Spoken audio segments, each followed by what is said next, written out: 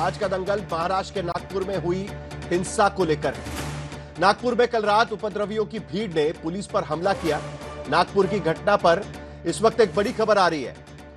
इस वक्त महाराष्ट्र विधानसभा का अधिवेशन चल रहा है और उद्धव ठाकरे ने महाराष्ट्र विधानसभा के अधिवेशन ने नागपुर हिंसा पर मुख्यमंत्री और गृह मंत्री देवेंद्र फडणवीस का इस्तीफा मांग लिया है। उद्धव ठाकरे ने कहा है कि मैं मुख्यमंत्री नहीं हूं और न ही मैं गृह मंत्री हूं।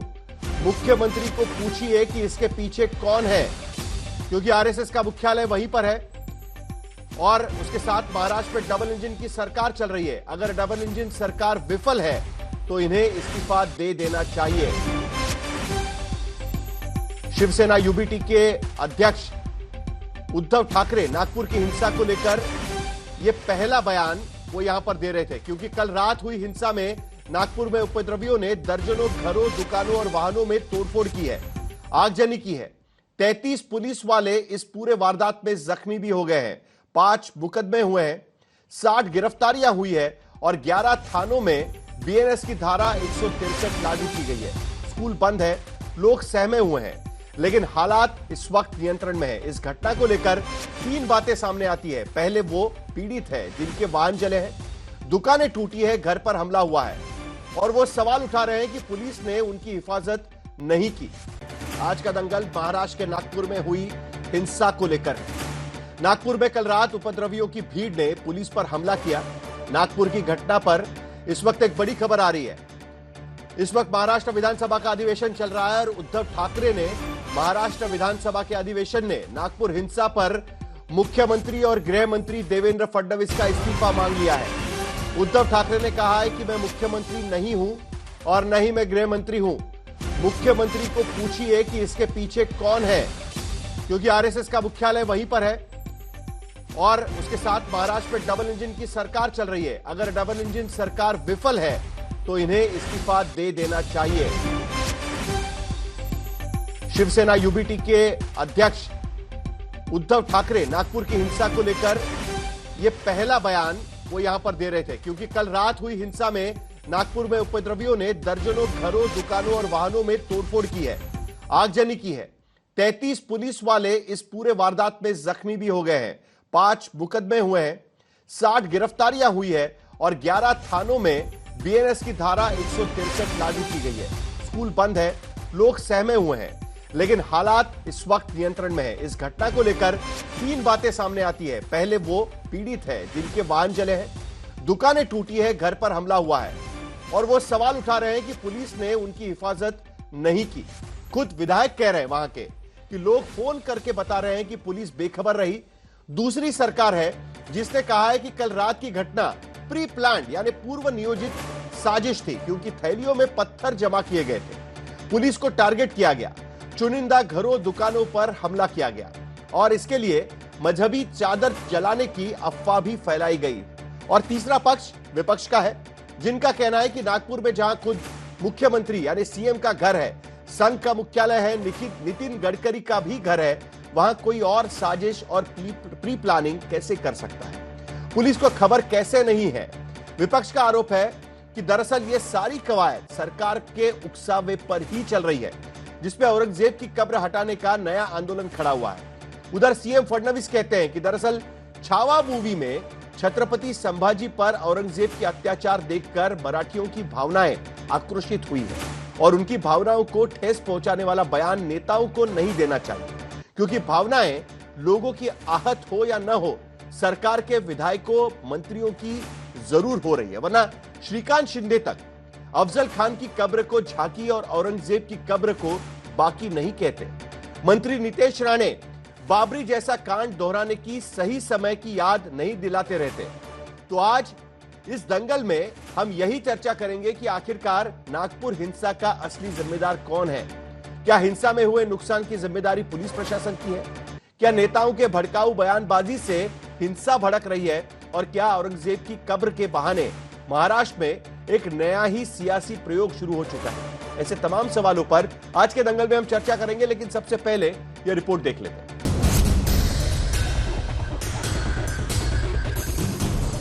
स्थिति तो अंडर कंट्रोल है, लेकिन जो माहौल है वो अभी भी यहाँ पर काफी टेंस है। धारा 163 के अंतर्गत कर्फ्यू जो है वो लगा दिया गया है, जिसमें 5 से ज्यादा लोगों को इकट्ठा आने में पाबंदी लगाई गई है। 5 FIR भी दर्ज किए जा चुके हैं, 50 से ज्यादा लोगों को डिटेन किया जा चुका है। सरकार की जवाबदारी होती है सबका सुरक्षा देना, तो वो सुरक्षा देने का काम हम कर रहे हैं।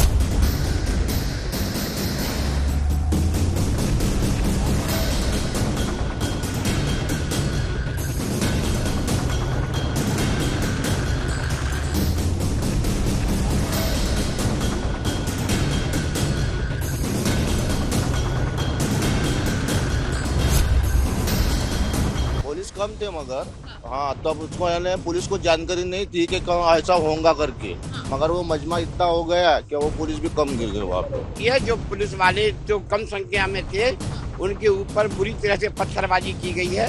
हम लोग प्रत्यक्षदर्शी हमने देखा है अपनी आंखों से। ये पुलिस वालों को जिस तरीके से मारा, उसमें 14-15 पुलिस वाले तो स्पॉट पर ही घायल हुए हैं। पत्थरबाजी में मारा उन्होंने और कुछ लोगों को तो इंजर्ड भी है, हॉस्पिटल भी ले जाना पड़ा। बड़ा सा जत्था इस गलियों से होते हुए गुजरा, उनके साथ में ईंटें भरी हुई बोरियां थी, लकड़ियां थी।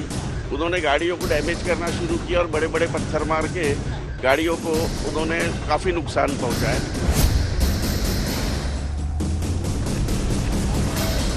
तो इतनी पब्लिक थी उनकी कि घर का कोई इंसान नहीं निकल पा रहा था।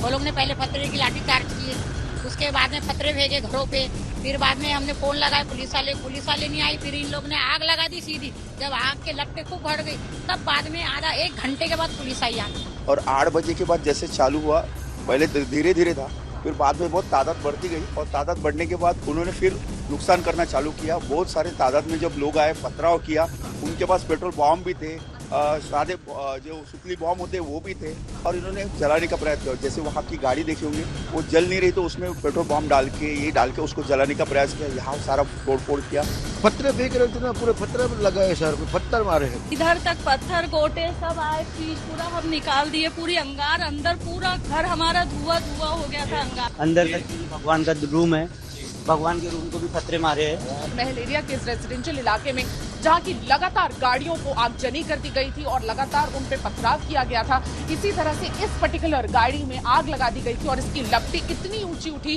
कि इसी घर के पूरे छत तक गई और ये लपटें अंदर की तरफ भी आ रही थी। उस वजह से ये खिड़की को बिल्कुल सही समय पर बंद कर दिया गया, लेकिन उसके बावजूद आप देखेंगे इसकी पूरी जो पहली परत है वो यहाँ पर पूरी जल के खाक हो गई और ये जो लपटें हैं यहाँ पर जो अपनी इम्प्रिंट्स छोड़ रही हैं, वो हमें एक कहानी बयां करके बता रही है कि किस तरह से ये जो लपटें हैं ये अंदर आ रही है पूरी। आप देखेंगे ये जो पूरा शेल्फ है इसका, जो ये पूरा हिस्सा है ये पूरा काला हो चुका है बिल्कुल। मेरा लड़का आया तो उसने वो मटके का पानी लाया और पूरा आग बुझाई, मैंने और उसने। किस तरह के हल्ले गुल्ले आप सुन रहे थे, किस तरह के शोर सुन रहे थे?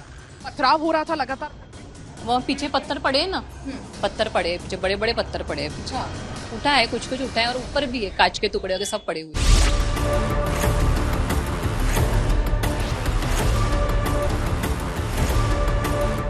डीसीपी निकेतन कदम को कुराट लगी हाथ पर। कल रात को तुरंत ऑपरेशन करना पड़ा। डीसीपी अर्पित चांडक की पूरी लिगामेंट ये हुई है, मैं हॉस्पिटल में एडमिट है। एक महिला डीसीपी को लगा है, एक सातव करके डीसीपी है, आर्थिक गुणेश, उनका पर फ्रैक्चर है। ऐसी स्थिति है। भाईचारे से रह रहे हैं यहाँ पे इतने सालों से, ये दुकान फोड़ने की इनको क्या जरूरत थी? काहे के लिए इतने लोगों की गाड़ी चलाना? अरे एक भी दुकान लाइन से यहाँ पे बुरहानपुर है, इतनी दुकान है, एक भी दुकान का कांच नहीं फूटा है। जो भी हमारे ऊपर, हम हिंदू लोग हैं, हमारे ऊपर ही सब चीजें हो रही है और कब तक ये भाईचारे से? टारगेट बना के गाड़ियों को सबसे पहले सीसीटीवी कैमरे को फोड़ा गया और उसके बाद में 1 घंटे करीब में आग जानी यहाँ चलते रही, घरों पे पथराव चलते रहे और पेट्रोल के बॉम्ब फेंकने में आए घरों के ऊपर में। यानंतर सायंकाळी एक अफवा अशी पसरवली गेली की सकाळच्या आंदोलनात जी प्रतीकात्मक कबर झाली त्याच्या कापडावर धार्मिक मजकूर होता। वर्सेस हैं कुरान के जो एक कपड़े पर लिखी जाती है, उसको आपने जलाया। और जब ये हरकत हो रही थी तो उसी वक्त जाकर मुकामी वहाँ के जो मुसलमान और हिंदू लोग थे, जाकर कंप्लेन किए डीसीपी को कि इसको रुकवाइए। देखिए ये जो कपड़ा है जिसपे कुरान करीम के आयतें लिखी हैं, वर्सेस लिखी हैं, मत करिए। जलाया गया, एक्शन नहीं लिए। उसके बाद शाम में ये सब चीजें हुई। मैं उसका कंडेम करता हूँ वायलेंस का, मगर इसको टोटल देखिए आप। खरं म्हणजे छावा या चित्रपटाने छत्रपती संभाजी महाराजांचा खरा इतिहास आपल्यासमोर आणला, पण त्यानंतर राज्यामध्ये लोकांच्या भावना देखील खूप मोठ्या प्रमाणात त्या ठिकाणी एक प्रकारे प्रज्वलित झालेल्या आहेत। औरंगजेबाबद्दलचा जो काही राग आहे, सरकार अगर बड़बोले मंत्री को तुरंत रोकते थे तो महाराष्ट्र में ऐसी स्थिति पैदा नहीं होती। वहाँ दंगे कौन करेगा, किसकी हिम्मत है? उनकी गैंग होगी, उनके लोग होंगे दंगा करने वाले। एक नया पैटर्न है हिंदुओं को डराने का, हिंदुओं के ऊपर अपने लोगों से हमला करवाने का, हिंदुओं को भगाने का और दंगा में उसको लाना। इसका जो मूल कारण है वो बिल्कुल हम ढूंढेंगे और उन्होंने ये जो वैंडलाइजिंग जो किया है, ये बिल्कुल जो कायदा हाथ में लिया है उनको सबके ऊपर कड़क कार्रवाई की जाएगी। जो वायलेंस हुआ है हमारे केंद्र मंत्री के घर के करीब है पूरा, ये बड़ी गलत बात हो रही है। नागपुर जो उप राजधानी है महाराष्ट्र की, उसमें इतनी बड़ी तादाद में अगर दंगा होता हो और इंटेलिजेंस को पता नहीं तो ये फेल्यूर फिर किसका है? जो भी हो रहा था वो गलत हो रहा, ये आप क्यों कर रहे हो? आप क्यों इजाजत दे रहे हो लोगों को इस प्रकार का काम करने के लिए कि एक दूसरे को उकसा करके आप लड़ाने की कोशिश कर रहे हो? मुख्यमंत्री कार्यालय से क्यों ना कोई रिएक्शन आई जब अफवाहें फैलने लगी थी। कहाँ पे यह आग भड़की है? नागपुर में। किसकी कॉन्स्टिट्यूंसी है? मुख्यमंत्री और गृह मंत्री देवेंद्र फडणवीस की। कल खुद नितिन गडकरी जी ने कहा कि कभी नागपुर ने इस तरीके की घटनाएं नहीं देखी हैं जो सामने आई हैं। जितने भी आरोप लगाए हुए हैं, नागपुर के पुलिस कमिश्नर क्या कह रहे हैं, उनसे मैंने जो बातचीत की है वो जरा एक बार सुन लेते हैं। तो 17 मार्च की रात को नागपुर में जो घटना हुई, उसके बाद पूरे महाराष्ट्र में इस बात की चर्चा है कि आमतौर पर शांत रहने वाला नागपुर शहर अचानक इस तरीके से क्यों भड़क उठा और क्यों इस तरीके की घटना यहां पर हुई है। 33 पुलिसकर्मी इस पूरे मामले में जख्मी हुए हैं, उसमें से 3 डीसीपी भी है और उसके बाद कार्रवाई भी पुलिस ने काफी संख्या में की हुई है। लेकिन आखिरकार यह कैसे हुआ, क्यों हुआ, इन सारे मुद्दों पर बात करने के लिए हमारे साथ में है नागपुर के पुलिस कमिश्नर रविंद्र सिंघल। सिंघल साहब, बहुत बहुत शुक्रिया आपकी, आप आज तक से इस वक्त बात कर रहे हैं। अभी की स्थिति क्या है? सबसे पहले तो आपसे यही जानना चाहेंगे कि नागपुर में कई जगह पर, क्योंकि आज सुबह दोपहर को महाराष्ट्र के मुख्यमंत्री विधानसभा में अपना बयान दे रहे थे और उसमें उन्होंने ये बात रखी है कि अभी भी कम से कम 11 पुलिस स्टेशन में धारा 144 लागू की गई है और एंट्री एग्जिट पॉइंट्स पर वहां पर सिक्योरिटी लगा दी गई है, वो सारी जानकारी दी है। लेकिन आज की स्थिति में क्या हम कह सकते हैं कि नागपुर शांत हो गया है? बिल्कुल शांत है। और जो आप देखेंगे कि ये एक पर्टिकुलर एरिया है जो कि 500 मीटर का है और उसके बाद में 3-4 किलोमीटर के बाद में एक और है जहां पे अबाउट 250 मीटर्स का यही सिर्फ एरिया है जहां पे ये घटना हुई है।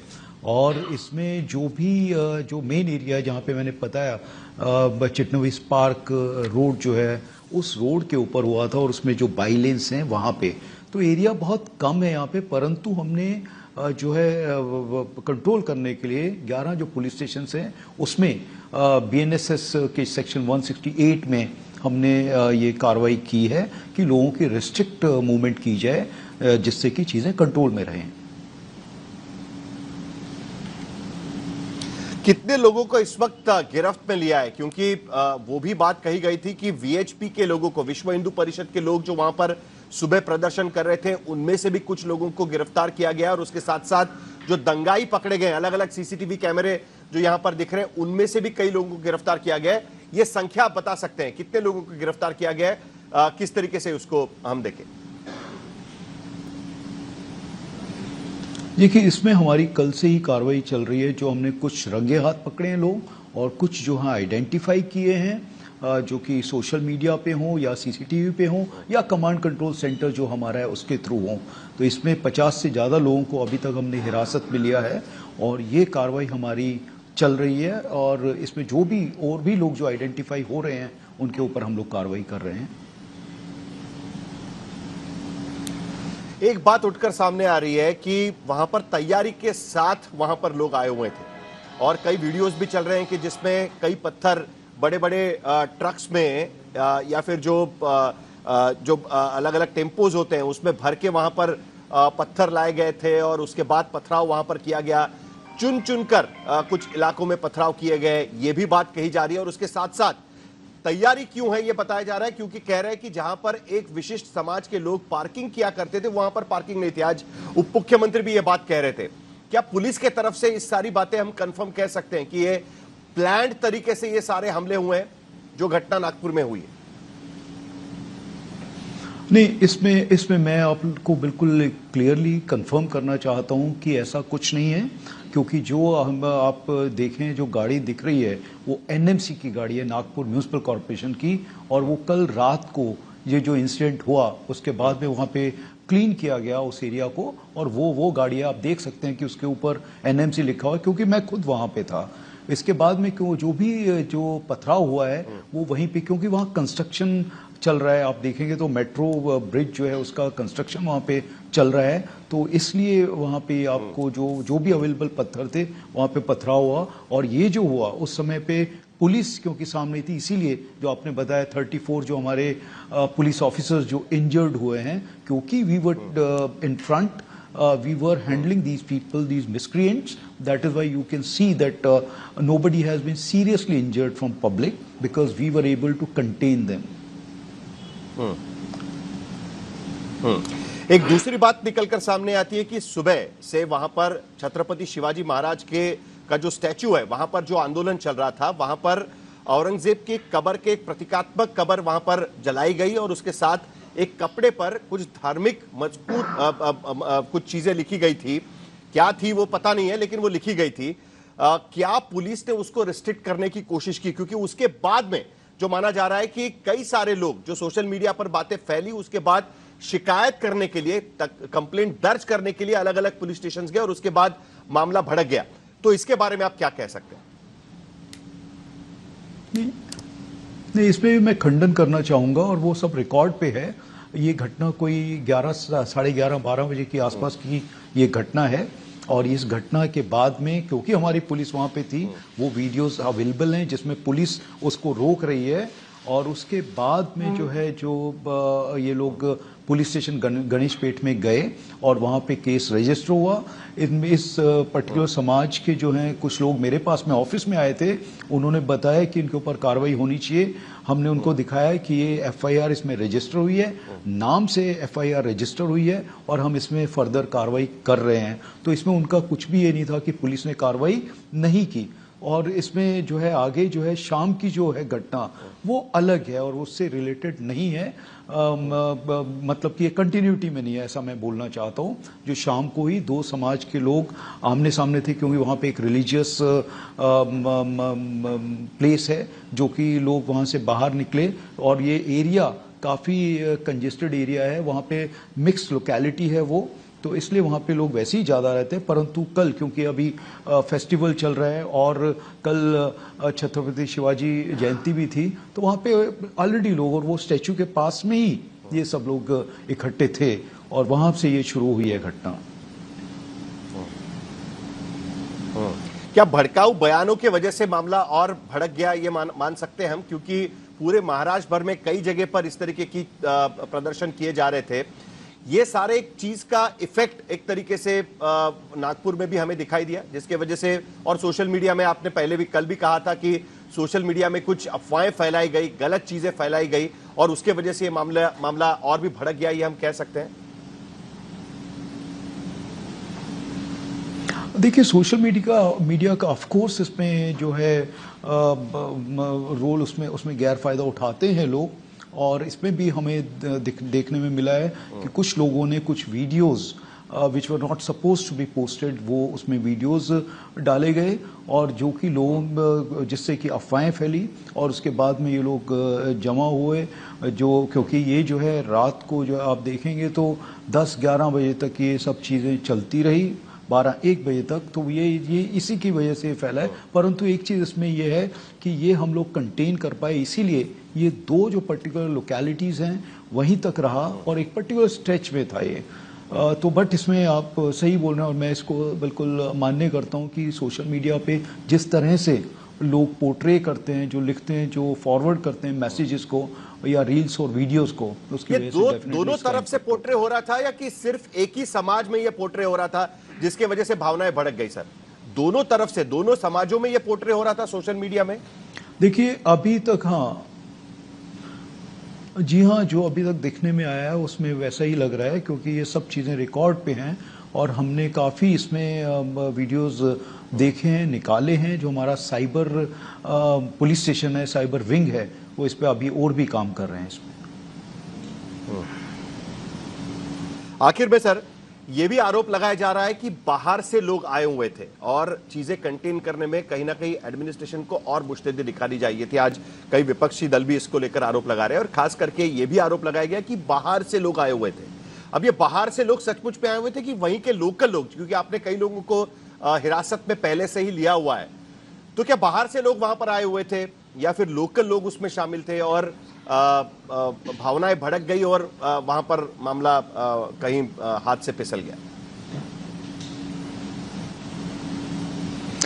जैसे आप देखेंगे कि सीरीज ऑफ इंसिडेंट हुआ है उसमें कोई भी ऐसा नहीं है और हमारे सामने भी ऐसा कोई नहीं आया कि कोई बाहर से आके इसको किया हो, क्योंकि जो वैसे मैंने बताया और आप देख सकते हैं उसकी कंटिन्यूटी भी है कि किस तरह से ये हुआ। तो ऐसे इसमें अभी तक कोई बाहर से आके इसको किया ऐसा बिल्कुल सामने नहीं है, क्योंकि ये दोनों ही समाज के लोग यहीं से थे और जो एकदम से जो इमीडिएटली जो हुआ है जिसमें एक स्टोन पेल्ट हुआ और क्योंकि वहाँ पे पुलिस थी, पुलिस ने दोनों ही को और दूर किया, परंतु जैसे मैंने बताया कि कंस्ट्रक्शन वहाँ पे चल रही थी और ये सीरीज ऑफ इंसिडेंट्स जो एक के बाद एक हुए हैं वो सिर्फ वहाँ के ही लोग हैं। ये अभी जो हमारे सामने है वो बिल्कुल मैं with all conviction I can say that it has happened that way. Ravindra Singhal ji, बहुत बहुत शुक्रिया कि आपने आज तक से बात की इसके लिए, और हम उम्मीद करते हैं, क्योंकि मैं एनसीआरबी का डेटा भी देख रहा था, पिछले 5 साल में रिलीजियस वायलेंस या फिर इस तरीके की घटनाएं, क्लैशेस कम से कम नागपुर में शून्य दिखाई देती है। ये एक घटना हम पकड़ कर चले, लेकिन इसके आगे हम मान के चलते हैं कि कम से कम नागपुर में इस तरीके की घटनाएं नहीं होगी और इस घटना का प्रभाव महाराष्ट्र के बाकी हिस्सों में कम से कम नहीं होगा, ये हम मान के चलते हैं। बहुत बहुत शुक्रिया कि आपने आज तक से बात की इसके लिए।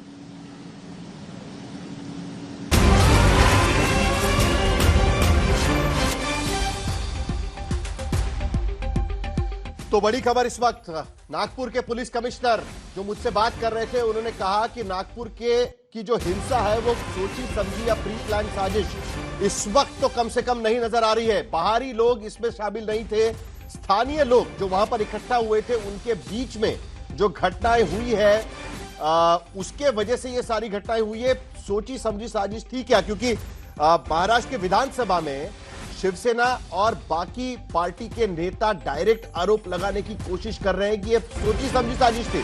वहां पर पत्थर इकट्ठा किए गए थे, ट्रक में भरकर पत्थर लाए गए थे, लेकिन कमिश्नर तो यहां पर कहने की कोशिश कर रहे हैं, प्रेम शुक्ला जी, कि वहां पर मेट्रो का कंस्ट्रक्शन चल रहा था और उसके वजह से ये सारी घटनाएं हुई है।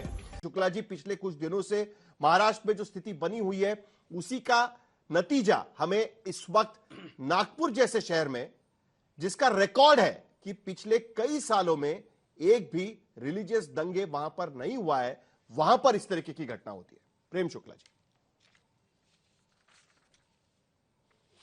देखिए साहिल जी, छत्रपति शिवाजी महाराज और छत्रपति संभाजी महाराज की संतानें और उनके समर्थक तो महाराष्ट्र में व्यापक पैमाने पर हैं, लेकिन औरंगिया की औलाद कौन हो गया है महाराष्ट्र में? औरंगिया के समर्थक कहां से हो गए? अगर कोई जो है जर्मनी में हिटलर का समर्थन करता है तो नाजी कहलाता है, तो महाराष्ट्र में औरंगिया जैसे क्रूर कर्मा के समर्थन में कौन खड़ा हो गया? ये तो बताइए, वो कौन लोग हैं जिनको औरंगिया पर कौन है? बता दीजिए, आप ही बता दीजिए। प्रेम शुक्ला जी, आप ही बता दीजिए। कौन लोग हैं जो औरंगिया का? चलिए मैं लिस्ट कर लेता हूं, कौन कौन है बता दीजिए। नहीं, वही बता रहा हूं ना, जो वो लोग कौन कौन है? अच्छा बता रहे हैं कौन कौन है? जो लोग, जिन लोगों ने औरंगिया और बाबर को अपना पूर्वज मानकर पाकिस्तान का विभाजन, हिंदुस्तान को तोड़कर पाकिस्तान बनाया, उस मानसिकता के लोग भारत में तुष्टीकरण की राजनीति के कारण खाद पानी पाकर आज फिर भारत को तोड़ने का सीधी चुनौती दे रहे हैं। और वही लोग हैं जो औरंगिया की औलादों ने कल औरंगिया की कब्र को तोड़ने की बात करने पर उनका विरोध करने के लिए निर्दोष हिंदुओं को टारगेट किया, निर्दोष हिंदुओं पर पत्थर फेंके, निर्दोष हिंदुओं को तलवारों से मारा। निर्दोष हिंदुओं जो की घटना दुकानें जलाई, नागपुर में हुई है निर्दोष हिंदुओं के घरों उसकी पर हमला निंदा किया, करना बहुत निर्दोष जरूरी है, हिंदुओं को टारगेट क्योंकि करने जिस का तरीके से कुकर्म 33 औरंगजेब पुलिस की वालों अवैध पर औलादों ने किया। हमला किया गया, पथराव किया गया, उन पर लाठियों से चार्ज किया गया, उसका निषेध करना बहुत जरूरी है। लेकिन जो बात आप कर रहे हैं, विश्व हिंदू परिषद और बजरंग दल के कार्यकर्ताओं ने औरंगजेब की कब्र हटाओ के नारे देकर आंदोलन किया। अब देखिए वहां पर आपकी सरकार है और उन्होंने क्या किया, क्योंकि ये मेरा बयान नहीं है, आज महाराष्ट्र के मुख्यमंत्री देवेंद्र फडणवीस ने महाराष्ट्र की विधानसभा में बयान दिया हुआ है और उसमें उन्होंने कहा हुआ है कि बीएनएस की धारा 299 के तहत उनके खिलाफ मामला दर्ज किया गया है। बीएनएस की धारा 299 कहती है कि रिलीजियस सेंटिमेंट्स को अगर कोई ठेस पहुंचाता है तो उनके खिलाफ ये मामला दर्ज होना चाहिए और इसीलिए वीएचपी के लोगों के खिलाफ मामला दर्ज किया आपकी सरकार ने। साहिल जी अब बताइए। साहिल जी मुझे कृपा करके बताइए, कोई धरना प्रदर्शन करता उसके खिलाफ धरना प्रदर्शन के कार्रवाई करने का पुलिस को अधिकार है, पत्थर मारने का अधिकार औरंगजेब की औलादों को किसने दिया? दुकानें जलाने का अधिकार औरंगजेब की औलादों को किस संविधान ने दिया?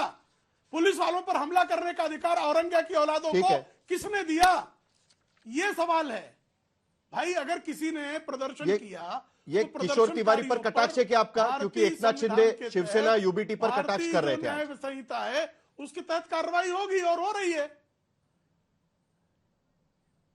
ठीक है, किशोर तिवारी जी आप जवाब देना चाहेंगे विपक्ष की तरफ से, क्योंकि आज उद्धव ठाकरे कह रहे हैं कि मुख्यमंत्री और गृह मंत्री जो है उनको इस्तीफा दे देना चाहिए। किशोर तिवारी नहीं, एक बात मैं बताऊं, जिस प्रकार से नितिन गडकरी बहुत आहत हुए और नितिन गडकरी अगर यहाँ नहीं होते तो ये दंगा और बहुत फैल जाता, लेकिन जो लोगों ने प्रोटेस्ट किया, जिन पर धार्मिक भावनाएं भड़काने के एफआईआर दाखिल हुए, वो देवेंद्र फडणवीस के करीबी लोग हैं। अब मुझे बताइए पूरे महाराष्ट्र में आप कलेक्टर ऑफिस में जाकर आपने निवेदन दिया कि वो कब्र हटा दी जाए और यहीं पे ही आपने निवेदन पुलिस थाने में दिया और पुलिस थाने के बाद आपने वहां पर एक कब्र बना के लाई और वो कब्र को रखा और वो लकड़ियों के अंदर कब्र थी और उस पर तुमने था। अब पुलिसों ने वो जलान नहीं दिया, लेकिन खबर तो ऐसी चल गई कि वो जल गया। देखिए मैं बहुत आहत हूँ। मेरे नागपुर के अंदर ये हुआ, मेरे रिश्तेदार वहां रहते हैं, उनकी भी गाड़ियां जलाई गई। ये बहुत गलत हुआ। नागपुर में ऐसा माहौल कभी खराब नहीं हुआ था। लेकिन नहीं तो दोषी कौन है? आप यहाँ पर फुटेज देख सकते हैं, एक विशेष समाज के लोग वहां पर ये जलाना कर रहे हैं या पथराव कर रहे हैं, इस तरीके का आरोप है। फुटेज में तो वही दिख रहा है। प्रेम शुक्ला जी वही कह रहे हैं कि भाई आंदोलन तो कर सकते हैं, भले रिलीजियस सेंटिमेंट्स हर्ट हो, लेकिन इस तरीके से पथराव करना गलत है करके। तो आप दोषी किसको मानते हैं? किशोर तिवारी जी आपके रिश्तेदारों की गाड़ियां जलाई आप कह रहे हैं, इसके लिए पूछ रहे हैं। नहीं, मैं एक बात बताता हूं तुमको, दोषी तो एक विशिष्ट समाज के लोग हैं जिन्होंने वायलेंस किया है और ये वायलेंस करने के लिए उचकाने वाले जो लोग हैं वो देवेंद्र फडणवीस के। जिस प्रकार के भड़काऊ भाषण महाराष्ट्र में सीएम और डिप्टी सीएम दे रहे हैं, तो महाराष्ट्र में और क्या सोचे, क्या देखेंगे अभी? दिन रात वही चल रहा है। 350 साल की पहले की कबर निकाल डालने वाले लोग हैं ये। मुझे एक बताइए, कोई भी मुसलमान भी औरंगजेब का ग्लोरिफिकेशन नहीं कर रहा है। यहाँ पर धार्मिक भावनाएं तुमने भड़काई, लोगों को हर्ट किया और नागपुर में दंगा कराया। नागपुर में दंगा कराने वालों के लिए नितिन गडकरी जी। चलिए, कृष्णा हेगड़े हमारे साथ में है। किशोर तिवारी जी आपके पास लौटूंगा मैं। कृष्णा हेगड़े, आज महाराष्ट्र के विधानसभा में महाराष्ट्र के मुख्यमंत्री ने बड़ा नपातुला बयान दिया। उन्होंने जो घटना घटी वो बताया, उसके बाद उन्होंने ये भी कहा कि महाराष्ट्र जैसे इंडस्ट्रियलाइज स्टेट में इस तरीके की घटनाएं ठीक नहीं है। लेकिन आपके नेता वहां पर खड़े हो गए और सीधे विपक्ष पर आरोप करने लग गए कि उनके वजह से वहां पर दंगे हो रहे। तो उनके वजह से कैसे दंगे हो रहे, जरा आप बता दीजिएगा। नहीं, बिल्कुल। पहले तो मैं किशोर तिवारी जी के शब्दों का खंडन करता हूं। उन्होंने कहा कि देवेंद्र फडणवीस रिस्पॉन्सिबल है, उनके जो नजदीक के लोग हैं उनके ऊपर एफआईआर लगे हैं। ये झूठ बात किशोर तिवारी जी यहाँ कह रहे हैं, बेबुनियाद आरोप लगा रहे हैं। और किशोर तिवारी जी, आपको कोई हक नहीं है ऐसे बेबुनियाद और झूठा आरोप यहाँ पे लगाने का, देश को गुमराह करने का। दूसरी बात, नहीं, दूसरी ये बात है कि अगर हमने कहा है कि ऐसे मैं जवाब देवेंद्र फडणवीस जी ने, देखिए जो हुआ वो दुर्भाग्यपूर्ण था। नहीं सुनिए, जो हुआ वो दुर्भाग्यपूर्ण था और नागपुर में शांतता बनाई रखनी चाहिए। लेकिन मैं एक बात स्पष्ट करता हूँ, तो फिर शांतता दोनों जगहों से रखनी चाहिए। अबू आजमी जो भड़काऊ भाषण कर रहे हैं, ओवैसी असउद्दीन ओवैसी जो भड़काऊ भाषण कर रहे हैं, सज्जाद नोमानी जो भड़काऊ भाषण कर रहे हैं, कौन सा आप जरा स्पेसिफिक बता दीजिए जरा कृष्णा हेगड़े जी, कौन सा भड़काऊ भाषण जरा स्पेसिफिक बता दीजिए। और मैं बोलता हूँ ना, कृष्णा हेगड़े स्पेसिफिक जरा बता दीजिए क्या भड़काऊ भाषण था, जरा बता दीजिएगा और प्लीज। अकबर लोगों को पता चलना चाहिए क्या भड़काऊ भाषण दिया। सुनिए ना, मैं बोलता हूँ, जो अकबर उद्दीन ओवैसी 15 मिनट जरा स्टेटमेंट बताइए ना। नहीं, वो बोल रहे हैं ना कि पुलिस हटाओ, 15 मिनट में हम देखते हैं क्या हो रहा है। तो क्या किया हुआ है, क्या किया, वही तो किया उन्होंने। जो वहां पर कभी कल दिया बयान, ये नागपुर में जाकर बयान दिया। देखिए पूरा कल नागपुर में जाके बयान दिया। देखिए रामनवमी के गए साल मैं आपको कल के बयान सुनाता हूँ कृष्णा हेगड़े, सुनिए ना, मैं आपको जरा कल के बयान सुनाता हूँ। जरा एक मिनट जरा कल के बयान सुना देते हैं। महाराष्ट्र के मंत्री नीतीश राणे, मुख्यमंत्री कहते हैं कि जरा संयम रखना चाहिए और जरूर संयम रखना चाहिए। किसी भी समाज को, किसी भी लोगों को यह अधिकार नहीं है कि पत्थर उठाकर सड़क पर उतरकर लोगों के गाड़ियों का या किसी भी माल का नुकसान करे, या किसी को अधिकार नहीं दिया है। लेकिन उसके साथ साथ इस तरीके के बयान देने का अधिकार भी किसी को दिया है क्या, यह भी जरा देख लेते हैं। जरा कल के बयान सुना देते हैं। कृष्णा हेगड़े जी जरा सुना दीजिएगा, नीतीश राणे क्या कह रहे थे, श्रीकांत शिंदे क्या कह रहे थे, जरा सुना देते हैं सबको। आज आपल्या विश्व हिंदू परिषद असेल किंवा आपल्या हिंदुत्ववादी संघटनेने औरंगाबादच्या कबरीबद्दल एक हात केलेली आहे। आज महत्वाचा दिवस आहे त्या संदर्भात। मंत्री म्हणून मी त्या बाबतीमध्ये किती थोबाड बोलू शकतो या मर्यादा आहे। पण तुम्हाला माहिती आहे, कुठेही असलो तर आज मंत्री आहे उद्या नाही, पण मरेपर्यंत हिंदू असेल हे लक्षात ठेवून मी काम करतोय।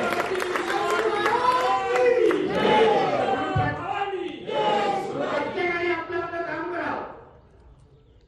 सरकार म्हणून आम्ही फक्त काम करणार, हिंदुत्ववादी संघटना म्हणून तुम्ही तुमचं काम करा।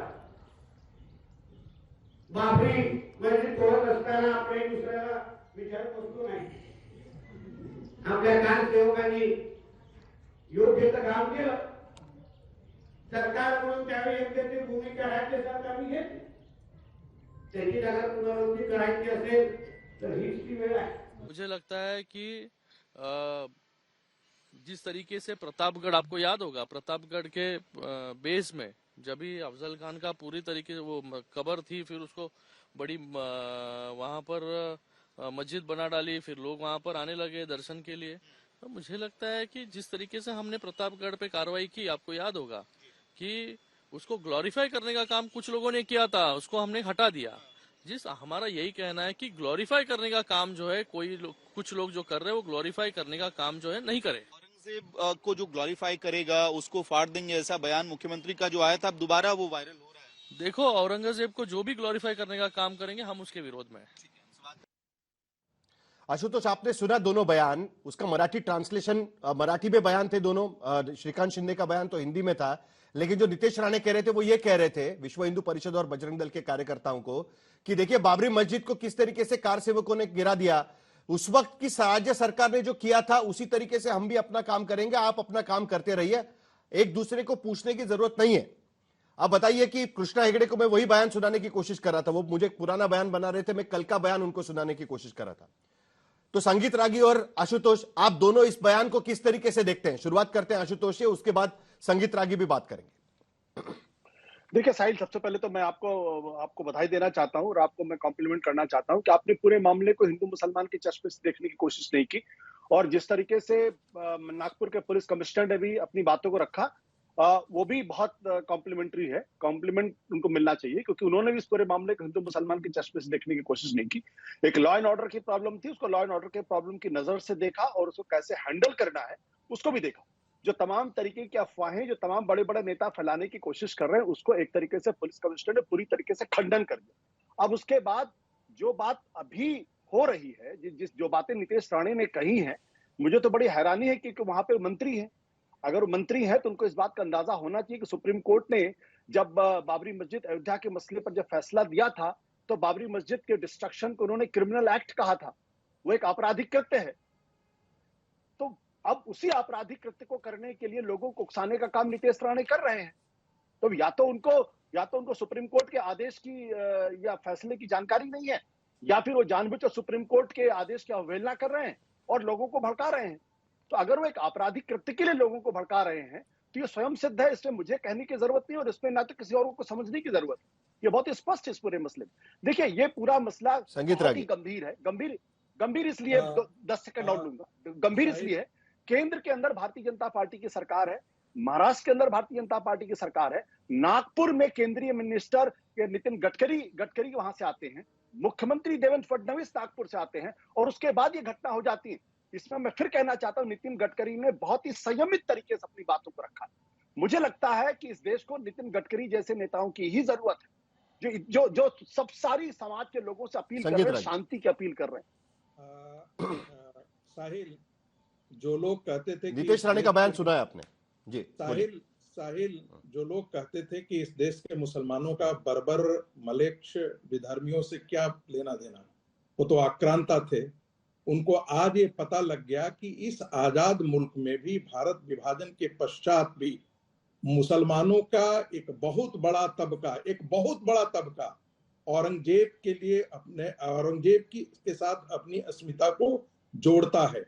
वरना औरंगजेब की मजार के लिए सड़कों पर आकर के हिंदुओं की दुकानें जलाना और ये कहना कि हमको प्रोवोक किया गया है, हर बार हिंदू समाज को यही कहा। एक मिनट सर, एफआईआर देख लीजिए जरा प्लीज। राहुल, पहले नहीं, फैक्चुअली सही जाना चाहिए सर, प्लीज। नहीं, संगीत रागी जी ठीक है, लेकिन एफआईआर आप देख लीजिएगा, सरकार का एफआईआर है। देखिए, नहीं, आपकी बात खत्म करिए, लेकिन एफआईआर आप जरा सुन लीजिएगा जरा एक बार प्लीज। नहीं, प्लीज आप फैक्ट पे सही रहिएगा।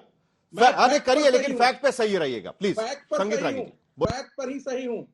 एक क्या लिखा है उसमें बता सकता हूं कि मजार के लिए भारत के अंदर विभाजन के पश्चात भी हजारों मुसलमान सड़कों पर आकर के आग जलाए और कहे कि वो चूंकि इसमें उत्तेजना थी इसलिए हमने प्रतिक्रिया की है। तो ये सोचने वाली चीज है, ये भारत के मुसलमानों की मानसिकता को बाहर निकाल रहा है। एक दूसरी बात, कल ही सामना में लिखा गया, उद्धव ठाकरे ने हिंदू तालिबानी इसी को कहते हैं। कल जाकर के ये बाला साहब ठाकरे को भी उनके पुराने भाषणों को ले लेंगे तो उद्धव कहा जाता है बुढ़ा वंश कबीर के उपजा पूत कमाल। तो वही उद्धव ठाकरे का वही स्थिति है। आज उसका है, एक गांव में कहावत है, बुड़ल बुड़ल भैंसिया पानी में। उद्धव ठाकरे आज वही बात कर रहे हैं। अपने पिता को भी वो कहते हैं वो हिंदू तालिबानी थे। तीसरी बात सुन लीजिए, हर बार जो है, आप मुझे दुनिया में एक जगह उदाहरण बताइए जहां 12% एक समाज जो है वो 70% समाज के खिलाफ दंगा करने के लिए सड़कों पर हिम्मत जुटा पाता है। वो इसलिए क्योंकि उसकी मानसिकता क्रूर है, क्योंकि उसकी मानसिकता जो है वो। आशुतोष, मानसिकता पर सवाल उठा रहे हैं, जल्दी से आपका जवाब, उसके बाद प्रेम शुक्ला के पास भी जाना है मुझे। बिल्कुल नहीं। देखिए संगीत रागी जो बात कह रहे हैं कायदे से, देखिए संगीत जी आपने बोल लिया ना, क्या परेशानी है? आपने बोल लिया ना, और यदि आपने बोल लिया ना, बोलिए आशुतोष, जल्दी बोलिए, समय खत्म हो जाएगा, जल्दी। देखिए, मैं फिर इस सवाल को दोहरा देता हूं। केंद्र के अंदर नरेंद्र मोदी की सरकार है, महाराष्ट्र के अंदर देवेंद्र फडणवीस की सरकार है, नागपुर से नितिन गडकरी आते हैं, नागपुर से ही देवेंद्र फडणवीस आते हैं, और बावजूद भी आप दंगा नहीं रोक पाते। उसके बाद दंगा नहीं रोक पाते, इसका मतलब क्या है? कोई अधिकार हो जाता है कि वो दंगा कर दे? क्या ये वो दंगा कर दे? क्या वो दंगा जी आप दंगा ही हो जाए क्या? वो जाकर के जलाना शुरू कर दे? अरे आपके कुकर ऐसे हैं, जब आप, चलिए प्रेम शुक्ला जी, आपने गोधरा में ट्रेन जलाई थी तब भी आपने हिंदुओं को कहा था कि वही दोषी है। प्रेम शुक्ला जी, सवाल ये उठता है, कानून व्यवस्था का सवाल उठाया जा रहा है। यहां भी बीजेपी की सरकार, केंद्र में भी बीजेपी की सरकार, नागपुर के सांसद नितिन गडकरी, उसके बावजूद वहां पर इस तरीके के दंगे होना, लोग सड़क पर उतर आना, वहां पर भावनाएं भड़काने का मामला दर्ज होना, ये सारी चीजें क्या बताती है? जानबूझकर किया जा रहा है, ये आरोप लग रहा है। प्रेम शुक्ला जी, आपका जवाब, उसके बाद किशोर तिवारी बात करें जल्दी से। साहिल जी, ये भाजपा, साहिल जी केंद्र में भाजपा की सरकार, राज्य में भाजपा की सरकार थी, इसलिए औरंगिया की औलादे दंगा नहीं कर पाई। वरना मैंने 1993 में मुंबई देखा है, 3 दिन तक 6, 7, 8 नंगा नाच किया था। कांग्रेस की सरकार थी, 6, 7, 8 सिर्फ हिंदुओं का कत्लेआम हुआ था। नागपुर में उस वक्त भी दंगे नहीं हुए थे कि हमने मरी माँ का दूध नहीं पिया है, और जब हम हिंदू उतरे तब इनके घरों पर जो है सफेद झंडे लहराए। ये भाजपा की सरकार है कि औरंगिया की औलादों को तत्काल रोक लिया गया, नहीं तो औरंगिया की औलादें नागपुर में वही करती जो उन्होंने साबरमती एक्सप्रेस के साथ किया, जो उन्होंने मुंबई में 1993 में किया, जो उन्होंने मुजफ्फरनगर में किया, जो उन्होंने मेरठ में किया, जो उन्होंने कानपुर में किया।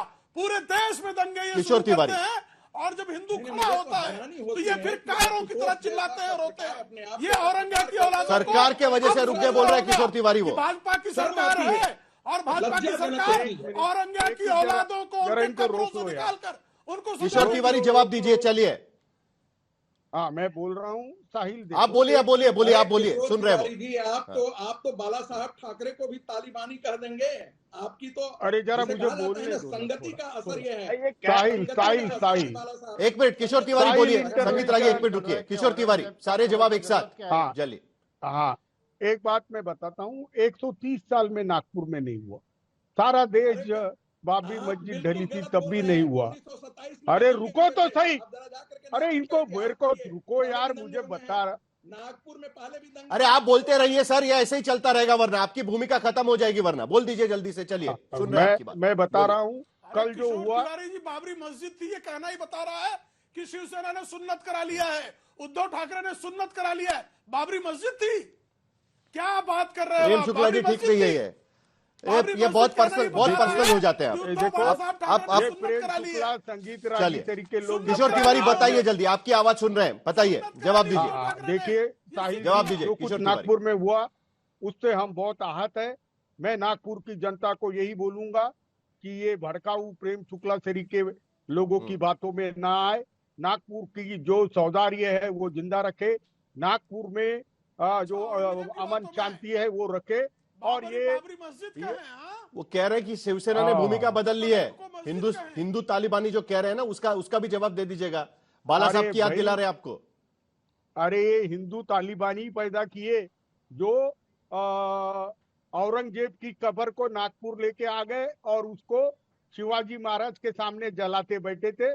पर जलाते तो बैठे थे, लेकिन वो कुरान की आयतें लेके आ गए।